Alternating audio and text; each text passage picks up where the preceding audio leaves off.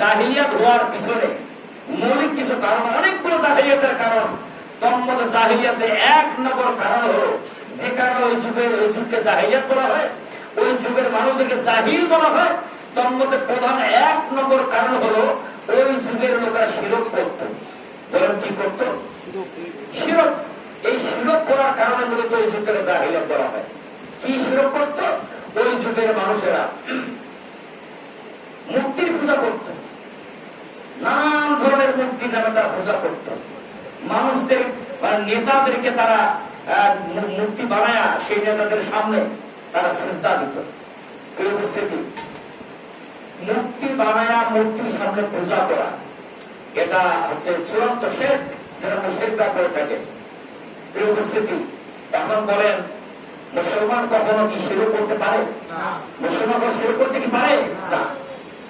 আপনারা দেখেছেন যে বাংলাদেশে নেতার নামে মূর্তি বানাইতে বানাইতে শত শত নয়, হাজার হাজার নয়, কোটি কোটি বঙ্গবন্ধুর যে মূর্তি বানানো হয়েছে, নানান এভাবে করে রাস্তার মোড়ে মোড়ে, কলেজে, ইউনিভার্সিটিতে এভাবে করে মূর্তির সরাসরি আমাদের দেশের কোটি কোটি টাকা এভাবে করে নষ্ট করা হয়েছে, দেশের সম্পদ নষ্ট করা হয়েছে। কথা বলেন ঠিক কিনা? যে মূর্তিকে বাংলাদেশে তাওহীদি জনতা এটাকে এর আগেও বিরোধিতা করেছিল। এই বিরোধিতা যারা করেছেন অনেককেই এই সরকার মামলা দিয়েছিল, অনেককেই নানান ভাবে শাস্তি দিয়েছিল। কারো চাকরি গেছে, কারো ব্যবসা গেছে, অনেকে জেলে গেছে, এখন মামলা চলমান রয়েছে এই মূর্তির বিরুদ্ধে কথা বলার জন্য। প্রিয় ভাই সাহেব, তো এই মূর্তিগুলোকে দেখা গেছে যে গত 5 আগস্টে যখন ছাত্র জনতার আন্দোলনে এই সরকার টিকে থাকতে পারে নাই, পালাতে বাধ্য হয়েছে, এক পর্যায়ে এই সুযোগে, বিজয়ের সুযোগে তাওহীদি মুসলমানরা এই মূর্তিকে ভুলে যায় নাই। এই মূর্তিকে ভুলে গেছে নাকি? রাস্তার মোড়ে মোড়ে যেখানে জায়গা পেয়েছে এই মূর্তিগুলোকে সমস্তগুলোকে ভেঙে দেওয়া হয়েছে। কথা বলেন ঠিক কিনা? তবে হিন্দু ভাইরা যে পূজা করে, তাদের যে ধর্ম, তাদের সেই মূর্তিতে হাত দেওয়া যাবে না। কারণ তারা তো একটা ধর্ম পালন করে, ঠিক কিনা বলেন? তারা একটা ধর্ম পালন করে আসতেছে, তাদের এটা কৃষ্টি কালচার, তাদের কখনোই ধর্মের মধ্যে আঘাত করা যাবে না। রাসূল সাল্লাল্লাহু আলাইহি ওয়াসাল্লাম, ইসলাম এটা আমাদেরকে শিক্ষা দেয়। তবে মুসলমানরা কখনোই মূর্তি বানায়া এই মূর্তিকে তাজিম, মূর্তিকে সম্মান, মর্যাদা, কখনোই সেজদা এবং এগুলোকে সম্মান করতে পারে না। কথা বলা ঠিক কিনা? ভাইয়া, সুতরাং ওই যুগে মূর্তি বানানো হয়েছে, আমাদের যুগেও মূর্তি বানানো হয়েছিল।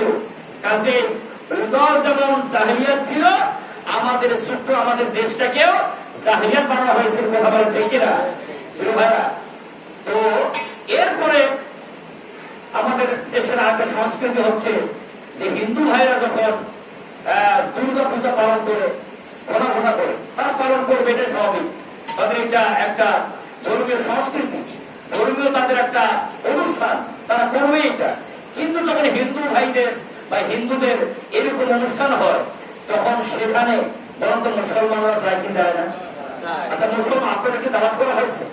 এখন বলেন তো, আচ্ছা ঈদুল আজহার নামাজ, ঈদুল ফিতরের নামাজ, আচ্ছা বলেন তো, কোন হিন্দু কি আপনাদের সারিতে, নামাজের কাতারকে দাঁড় হয়েছিল? বলেন গেছিল? ওনারা যায় না, আপনারা জানতেন। এখন বলেন কোন হিন্দু ভাই কি মানে মোহাম্মত করে কোন গরু কিনে গরুকে কুরবানি দিতে দেয় না? বলেন দেয় কি? না, দেয় না। এগুলো দেয় না। আপনি কেন মূর্তি পূজায়, আপনি কোন ওই আপনি মানে আমাদের দেশে দেখা গেছে তো বেশি করে যার নেতা করছে, কেন বলেন? তারা যা বলেন তো, যারা নেতা হতে চায় তারা নেতা সেজেছে, মূলত ওই নেতা নিজেও জানে না যে এই মূর্তির সামনে এই নমনম করা, হাত তুলেছে মানে জোর হাত করে মানে সেজদা করা, তাকে ভক্তি করা, সম্মান করা, এটা তো শিরক। আপনার নেতা পর্যন্ত জানার কথা বলেন ঠিক কিনা? আর আপনি ওই নেতার আনুগত্য করেন, আর ওই নেতার পিছনে আপনি স্লোগান দিচ্ছেন, মিটিং মিছিল করতেছেন, সবাই শ্রম দিচ্ছেন, অর্থ খরচ করতেছেন, সারা জীবনটা আপনি তার পিছনে বিলীন করে দিয়েছেন। কথা বলেন ঠিক কিনা? ওই নেতাও চলে জাহান্নামে, আপনাকেও যাওয়া লাগবে জাহান্নামে। কথা বলেন ঠিক কিনা? ভাইরা, এই জন্য শিরকের সাথে ইসলামের, মুসলমানদের কখনো সম্পর্ক থাকতে পারে না। ইন্নাল্লাহা লা ইয়াগফিরু আন ইউশরাকা বিহি ইনশাআল্লাহ তারা সমস্ত গুনাহ মাফ করবেন, শিরকের গুনাহ কখনো মাফ করবেন না। সব করে আল্লাহ তাআলা কথা, আল্লাহ তাআলা বলেছেন যে ওয়া ইউশরিক বিল্লাহি ফাকাদ হারামাল্লাহু আলাইহিল জান্নাহ, যারা শিরক করবে আল্লাহ তাআলা তাদের জন্য জান্নাত হারাম করে দিয়েছেন। নাউজুবিল্লাহ বলবেন না, জান্নাত হারাম। ভাই সব সমাবেশ আজকে প্রচন্ড দেখতে রোবার গরম, তাহলে ওই যুগে ছিল জাহিলিয়াত। জাহিলিয়াতের মধ্যে অন্যতম কারণ হলো শিরক। আমাদের সমাজে শিরক আছে না? শিরক আরো অনেক শিরক আছে। এই শিরক গুলো আমাদের দেশ থেকে উৎখাত করতে হবে। আর বিভিন্ন ধরনের শিরক, এরপরে ওই যে নানান ধরনের মানে বুধবারে এটা করা যাবে না, ওটা করা যাবে না, শনিবারে এটা করা যাবে না, এটা করা যাবে না, সমস্যা, এগুলো আমাদের শিরক। ঠিক কেন বলেন? আর অনেক শিরক আমাদের সমাজে ঢুকে পড়েছে। এই শিরকগুলোকে চিহ্নিত করে আমাদের সমাজ থেকে এই শিরকগুলো বিদায় করে দিতে হবে। এরপরে জাহিলিয়াতের 2 নম্বর কারণ হলো, জাহিলিয়াতের 2 নম্বর কারণ ছিল ওই সময়ে জোরদার মুলুকদার। জোরদার মুলুকদার আমাদের সমাজে, আমাদের দেশে জোরদার মুলুকদার এটা ছিল কি ছিল না? এখনো এটা দূর হয় নাই। আপনারা খুব খুশি হবেন না যে আমরা বাংলাদেশে 5ই আগস্টে আওয়ামী লীগকে বিদায় দিয়া আমরা বিরাট একেবারে বিজয় অর্জন করেছি। হ্যাঁ, জালিমের বিদায় হয়েছে, কিন্তু এখনো জুলুম বিদায় হয় নাই। ঠিক কেন বলে? তার লোকেরা, তার সাগিরিতারা সব জায়গায় এখনো জেগে আছে, এখনো তার জায়গায় জায়গায় বসে আছে, তারা এখনো মরে যায় নাই। কথা বলেন ঠিক কিনা? সময় পাইলেই তারা কিন্তু আপনারা যা করেছেন তারা সেগুলো প্রতিশোধ গ্রহণ করবার তারা চেষ্টা চালাবে।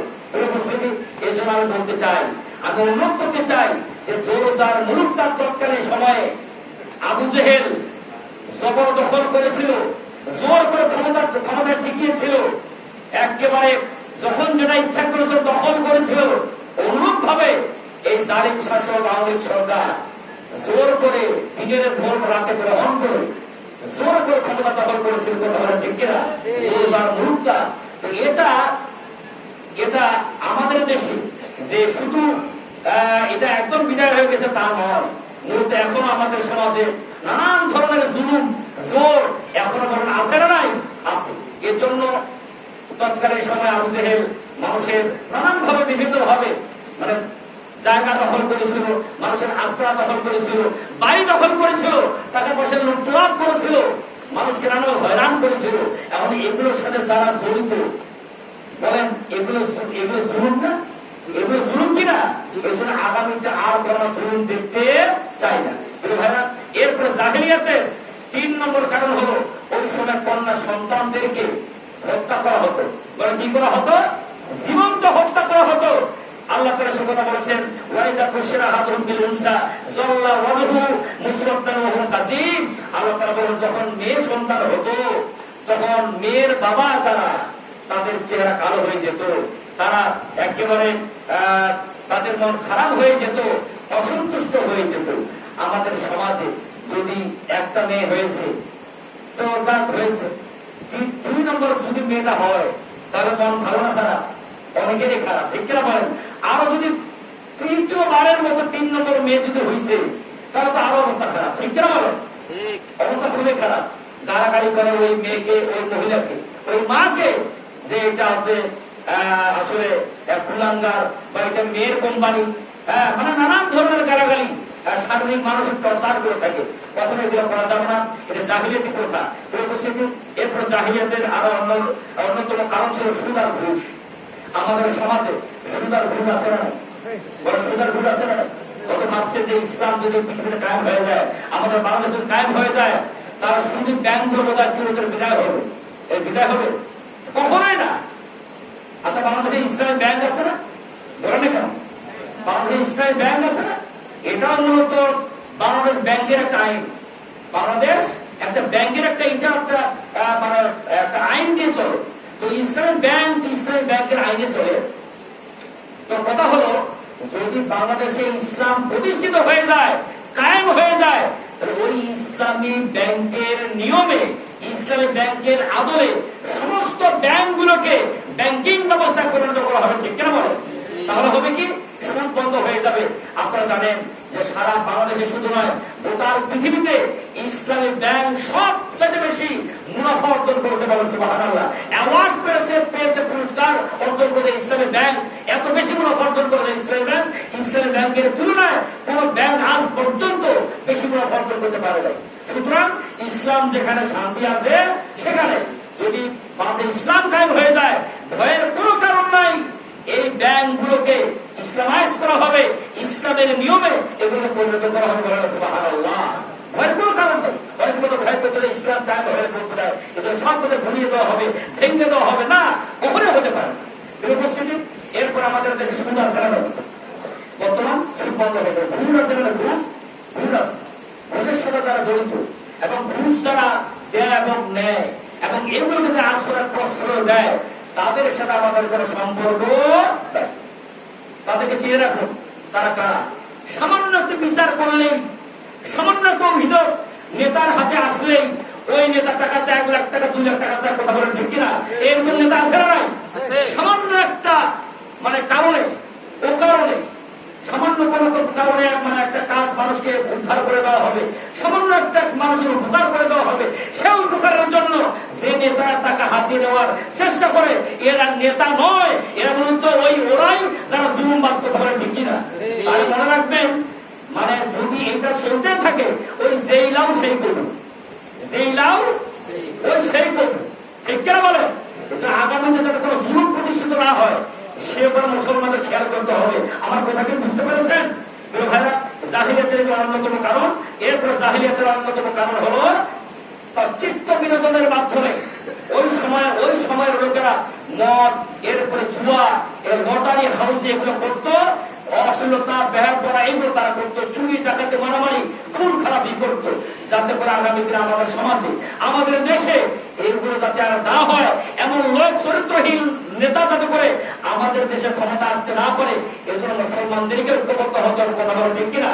ফেরেশতা এসে আপনাকে এই কাম করে দিয়ে যাবে না, আপনাকে করা লাগবে। এজন্য আসলে আগামীতে একটি সমৃদ্ধশালী রাষ্ট্র গঠন করবার জন্য, শুধু সমাজ গঠনের জন্য, যেমন ভাবে আল্লাহ রাসূল সাল্লাল্লাহু আলাইহি ওয়াসাল্লাম ওই জাহিল যুগে আগমন করে কোরআন দিয়া, ইসলাম দিয়া এই সমস্ত অন্যায়গুলোকে দূর করে দিয়েছেন, অনুরূপ ভাবে এই জাহিল সমাজটাকে যদি আমরা ভালো করতে চাই, পবিত্র বানাতে চাই, ইসলাম ছাড়া অন্য কোন মতাদর্শ দিয়া এটা সম্ভব হবে না, সম্ভব হবে না, সম্ভব হবে না, কথা বলেন, ঠিক কিনা? এই যদি বুঝেন তার রাসূলের আগমন, রাসূলের জীবনী, রাসূলের সিরাত বুঝা সহজ হবে। রাসূলের জীবনীতে রাসূলের আগমনের একমাত্র উদ্দেশ্য হলো দ্বীনের বিজয়, জাহিলিয়াতের বিদায়, জাহিলিয়াতের বিদায় আর দ্বীনের বিজয়। কথা কি বোঝা গেছে? আসুন আমরা জাহিলিয়াতকে বিদায় করব, দ্বীনের বিজয় ছিনিয়ে আনবো। আল্লাহ রাব্বুল আলামিন আমাদের কবুল করে শুকর করি, আমিন। প্রিয় ভাইরা, তাহলে আজকে জুমায় আমরা আলোচনা করে নিলাম ডিজিটাল জাহিলিয়াতটা কি। ওই যুগে জাহিলিয়াত ছিল, আমাদের দেশেও এখনো জাহিলিয়াত গুলো আছে না নাই? এই জাহিলিয়াত দূর করবার জন্য ইসলাম কোরআন ছাড়া কোনো উপায় নাই। এজন্য আমরা এই মাসে আল্লাহর নবীর জীবনী পড়বো, শুনবো এবং আগামী দিনে আমল করবো। আল্লাহ কবুল করে বলি আমিন। আপনারা জানেন যে এটি রবিউল আউয়াল মাস, এই রবিউল আউয়াল মাসের 12 রবিউল আউয়ালে আল্লাহ নবী আগমন করেছেন। সে উপলক্ষে সিরাতুন নবী, মিলাদুন নবী আগামী 12 রবিউল আউয়াল হচ্ছে 16 সেপ্টেম্বর সোমবার।